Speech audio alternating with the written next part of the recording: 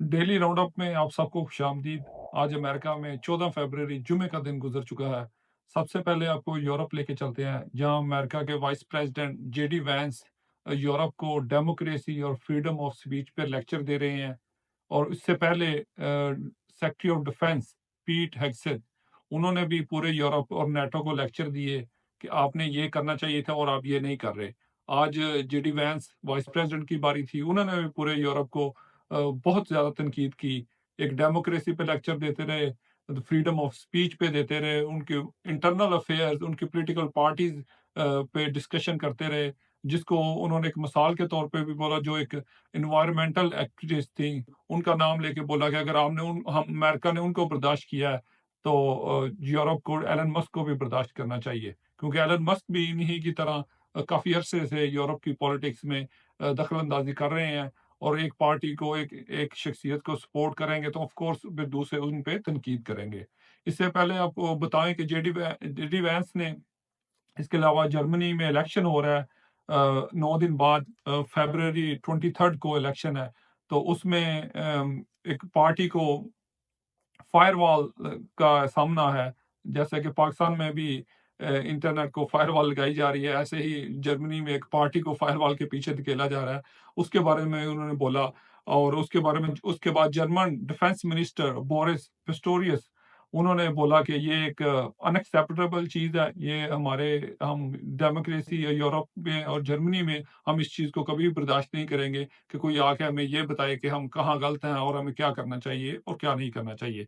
इसके अलावा JD Vance president Frank Walter को भी मिले, जर्मनी के जो प्रेसिडेंट हैं। ऑपोजिशन लीडर फ्रीडरिक मर्ज को भी मिले।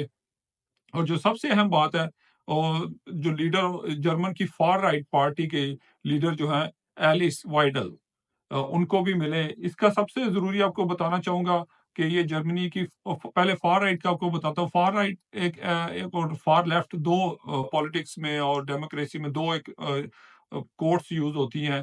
फार राइट उनको बोला जाता है जो नेशनलिस्ट होते हैं, एंटी इमिग्रेशन कह लें, डिपोर्टेशन के हक में होते हैं, जो मल्टी कल्चर के आइडिया को डिनाई करते हैं। यूरोपीय इवन के उनको यूरोपीय यूनियन से जो इमिग्रेंट्स को निकालने के हक में, या अमेरिका में भी अगर इसको ले लें, तो जो नेशनलिस्ट हैं वो फार राइट होते हैं, जो सोशलिस्ट होते हैं वो फार लेफ्ट कहलाए जाते हैं। तो ये जो लीडर एलिस वाइडल, इनको मिले हैं, इनकी पार्टी जो इसको फायरवॉल का सामना है जर्मनी में। इनकी पार्टी के जो मेन पॉइंट है, जो मेन इनका मुद्दा है, जो ये जिनके जिसकी बेस पे ये वोटर्स को अपने साथ लगा लगा के रखे हुए हैं, वो है कि ये इमिग्रेशन और मुसलमानों के जर्मनी में बहुत खिलाफ हैं कि किसी भी सूरत में मुसलमानों की जर्मनी में इमिग्रेशन नहीं होनी चाहिए, ताकि जो नॉन वाइट पॉपुलेशन है वो कम से कम रहे। और इनको इनका ये भी है कि जितने लोग आ चुके हैं इनको मास डेपोटेशन की जाए, इनको बड़े पैमाने पर मुल्क से बेदखल किया जाए। और मल्टी कल्चर नहीं चाहते, ये चाहते हैं कि सिर्फ जर्मनी में जो एक गोरों का कल्चर है, या एक जो उनका अपना, उसे जर्मन कल्चर कह लें, कोई भी नाम दे लें, वो सिर्फ ये उसके हक में है।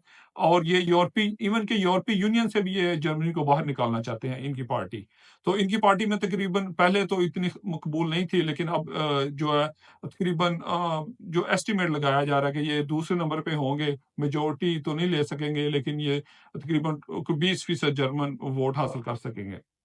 इनकी जो वजह मुझे नज़र आ रही है कि जेडी वैंस और एलन मस्क इस पार्टी को क्यों सपोर्ट कर रहे हैं, पार्टी का नाम अल्टरनेटिव फॉर जर्मनी है, एएफजी। तो इसको सपोर्ट इसलिए कर रहे हैं कि इनका एक जो नारा है वो नाज़ी जर्मनी की जो हिस्ट्री है उसमें ये इसमें डीप स्टेट के खिलाफ ये बोलते हैं। इसमें एक जो सबसे बड़ा मुझे जो नज़र आया, जो रिसर्च मैंने की उसके बाद मुझे पता चला कि ये पार्टी भी सेम जैसे कि अमेरिका में ट्रम्प और ट्रम्प एडमिनिस्ट्रेशन डीप स्टेट के साथ एक जंग का आगाज़ कर चुकी है। ऐसे ही ये पार्टी भी जर्मनी में डीप स्टेट के अगेंस्ट इसके व्यूज हैं, उसके खिलाफ ये इनकी सोच है। और ये नाजी जर्मनी, जो हिटलर के दौर के जो वाकयात हैं, उन पे ये कंट्रोवर्शियल बयान, दुनिया के लिए ये कंट्रोवर्शियल बयान है, लेकिन उनके लिए एक डिफरेंट उनकी सोच है, वो उस नजरिए पे चलते हैं, वो एंटी डीप स्टेट हैं। तो ये एक बहुत बड़ा एक کہہ لیں کہ پولیٹیکل انٹرفیئرنس بھی کہہ لیں، ایک سملر سوچ کے لوگوں کو سپورٹ کرنا، یہ وہ بھی کہہ سکتے ہیں۔ یہ آج کل امریکن ٹرمپ ایڈمنسٹریشن اور ایلن مسک خاص طور پہ وہ بھی ایڈمنسٹریشن کا حصہ ہیں، تو یہ اس لیے جرمنی کے الیکشن میں اس قدر دخل اندازی کر رہے ہیں۔ تو جو فائر وال کو ایکسپلین کروں کہ فائر وال جو اس پارٹی کو جس فائر وال کا سامنا وہ یہ ہے کہ جتنی بھی دوسری میجورٹی پارٹیز ہیں جرمنی میں، ان پارٹیز نے اس پارٹی کو ایکسٹریمزم قرار دے کہ یہ ایک جو شدت پسند ایک پارٹی ہے، اس کے ساتھ کسی بھی فورم پہ کوآپریٹ کرنے سے اپنے آپ کو روکا ہوا ہے، کہ ان کو ایک فائر وال کے پیچھے دھکیلا ہوا ہے کہ کوئی بھی پارٹی ان کے ساتھ کسی بھی سٹیج کے اوپر کسی بھی لیول کے اوپر کوآپریٹ نہیں کرے گی، کیونکہ ان کی سوچ شدت پسندانہ سوچ ہے، اور یہ جرمنی میں کبھی بھی ان کو آگے نہیں آنے دیں گے۔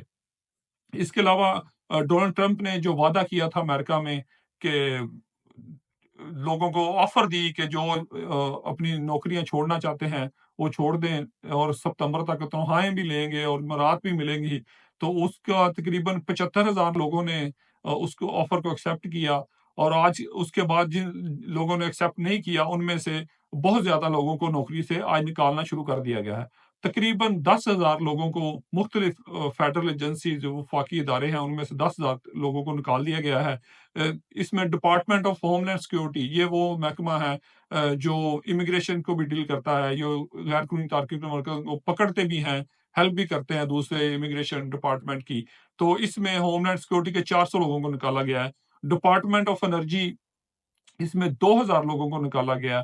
ڈپارٹمنٹ آف ویٹرن افیئر یہ جو جنگ لڑ کے جو فوجی آ جاتے ہیں واپس امریکہ میں اور ریٹائر ہو جاتے ہیں یا زخمی ہو کے جو واپس آتے ہیں، ان کا ایک محکمہ ہے ان کے معاملات کو دیکھنے کے لیے، اس میں سے 1,000 لوگوں کو نکال دیا گیا۔ یو ایس فورسٹ سروس محکمہ جنگلات جو ہے اس میں 3400 لوگوں کو نکالا گیا ہے۔ ہیلتھ ایجنسیز مختلف قسم کے جو ڈپارٹمنٹ آف ہیلتھ میں جو مختلف ایجنسیز ہیں ان میں سے تقریباً 5,200 لوگوں کو نکالا گیا ہے۔ Nuclear Safety Administration National Nuclear Safety Administration اس میں سے 300 لوگوں کو نکالا گیا ہے۔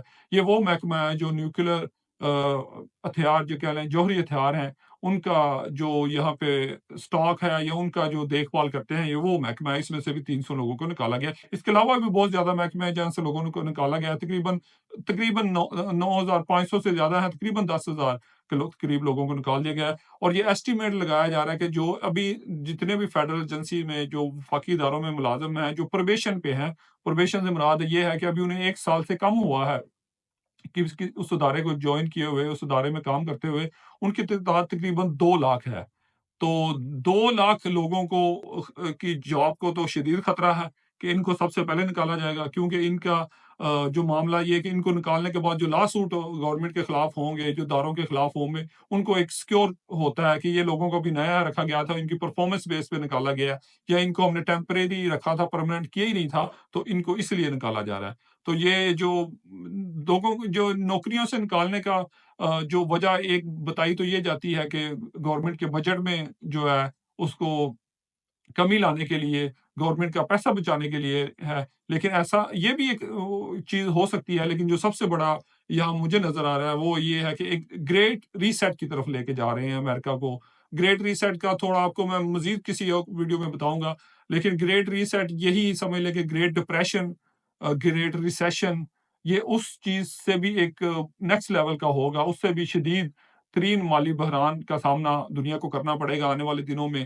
ڈیپ سٹیٹ اسی طرف دنیا کو لے کے جا رہی تھی، اور یہی آج ڈونلڈ ٹرمپ اس کے خلاف ہے، لیکن وہ اپنے ملک کو اس کے لیے تیار کرنا چاہتے ہیں کہ کسی طرح ہم سروائیو کر پائیں۔